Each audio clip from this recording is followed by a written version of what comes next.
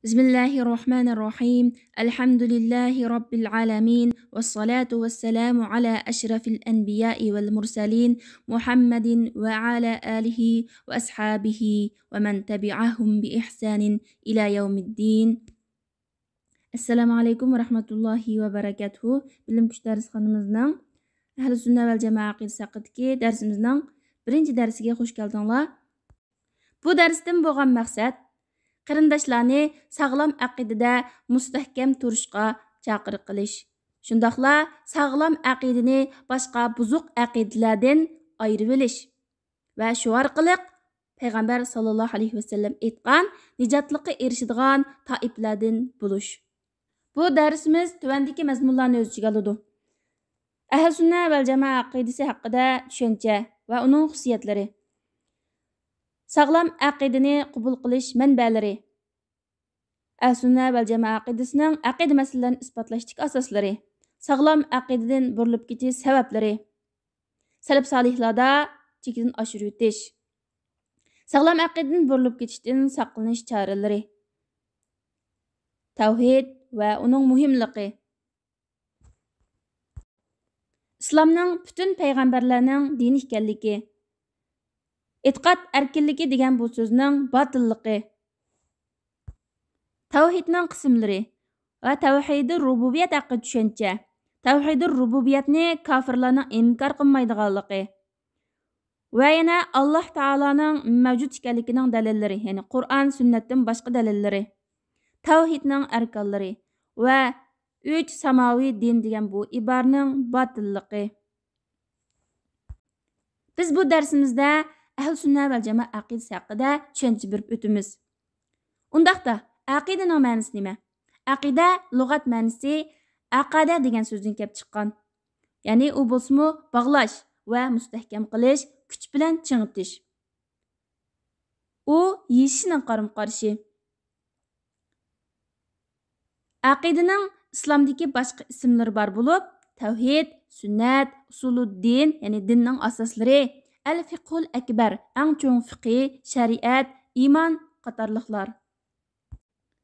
Aqidaning istilohiy atalg'usi bo'lsa, e'tiqod qiluvchisining nazarida shak qabul qilmaydigan hukmdir. Undaqda sog'lom aqida degan nima? Sog'lom aqida degan Allohning borligiga, birligiga keskin iymon etish. Allohning ulug'iyatida, rububiyatida, ism va sifatlarida Allohga keskin iymon etish. Bu yana Allohning farishtalariga iymon etish, Allohning kitoblariga iymon etish, payg'ambarlarga, oxirat kuniga, taqdirning yaxshiligiga va yomonligiga iymon etish qatorliqlarni va yana sahih bo'lgan Qur'on va hadisda kelgan din asoslari va g'aybning xabarlariga iymon etish qatorliqlarni o'z ichiga oladi. Shuning uchun qalb bu aqidaga keskin e'tiqod qilish kerak. Shak qilib qolmaslik kerak. Alloh taolo aytgandek: "Innamal mu'minuna allazina amanu billahi va rasulihi summa lam yartabu." Mu'minlar Allohga va Allohning payg'ambariga iymon etdi, undan ular shak qilmaydi. Ya'ni iymonida shak qilmaydi. Buning dalili Alloh taolo mundaq degan: "Laysal birra an tuwallu wujuhakum qibalal mashriqi wal maghribi walakinnal birra man amana billahi wal yawmil akhir wal malaikati wal kitabi wan nabiyyin." Sizlarning yuzlaringlarni mashriq, mag'rib tarafga yuzlantirishinglar yaxshilik emas. Lekin yaxshilik degan Alloh iymon etgan, oxirat kuniga, farishtalarga va kitobga va payg'ambarlarga iymon etgan kishining yaxshilik bo'ladi. Yana Alloh taolo mundaq degan. Buning dalili yana Alloh taolo mundaq degan: "Amanar rasulu bima unzila ilayhi min rabbihi wal mu'minun. Kullun amana billahi wa malaikatihi wa kutubihi wa rusulihi." Payg'ambar Parvardigor tarafidan o'ziga nozil qilingan kitobga iymon etdi va mu'minlarmo iymon etdi. Hammasi Allohga, Allohning farishtalariga, kitoblariga va uning elchilariga iymon etdi.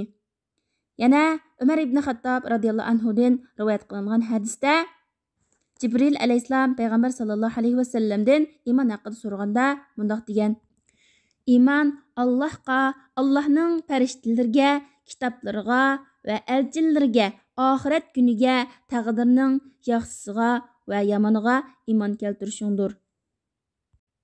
Ya'ni ishonishingdir. Aqidaning ahamiyati. Azı bilan sağlam aqida solih amallarimizning Allohning huzurida qabul bo'lishining asosidir. Sağlam aqida bilan oxiratda nijotlik erishalaymiz va Allohning rahmatidan keyin jannat bilan muvaffaqiyat qozona olamiz.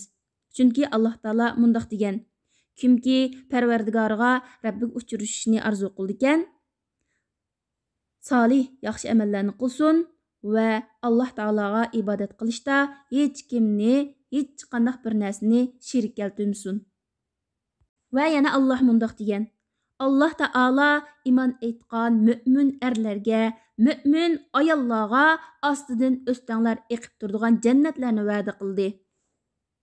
Va yana ularga adin jannatlaridagi yaxshi o'rinlarni va'da qildi. Uning aksicha bo'lsa, buzuq aqidalik kishining amallari Allohning huzurida qabul bo'lmaydi va oxiratda ziyon tatqushlardan bo'ladi. Alloh taolo mundaq degan: Sana va sendan ilgirkilarga shundoq vahiy qilindiki, ya'ni payg'ambarlarga shundoq vahiy qilindiki, agar sen shirik keltirsang, sening amaling bekor bo'lib ketadi va sen ziyon tatqushlardan bo'lasan. Oyatlarda kelgan amali bekor bo'lib ketadi, amaling bekor bo'lib ketadi deganning ma'nosi amaling bekor bo'lib ketadi va savob ketib qoladi. Allohning huzurida hech qanday vazni bo'lmaydi. Va buzuq aqidadagi kishi Allohning huzurida oxiratda ziyon tatquchi bo'ladi. Ikkinchidan, sog'lom aqida barliq payg'ambarlarning da'vatining asosidir.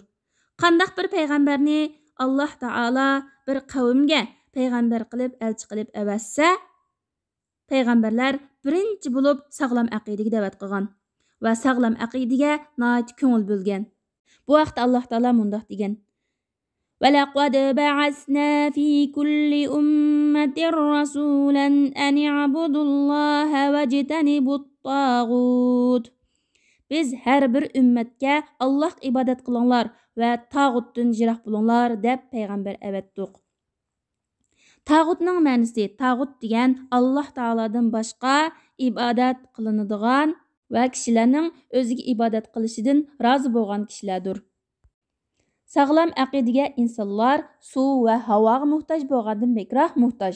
Chunki sağlam aqidasiz insonlar men nadin keldim, nima uchun yoritildim, o'lgandan keyin nega borman, uningdan keyin nima ishlar yuz berdi degan bu savollarga haqiqiy ko'ngil qanoat hosil qilgudek javob topolmaydi. Bugungi kundagi bo'libmi Yevropa davlatlaridagi va Amerikadagi o'zini o'ltirib olish qatorliq fojialar va umidsizlik insonlarning baxtsizligi.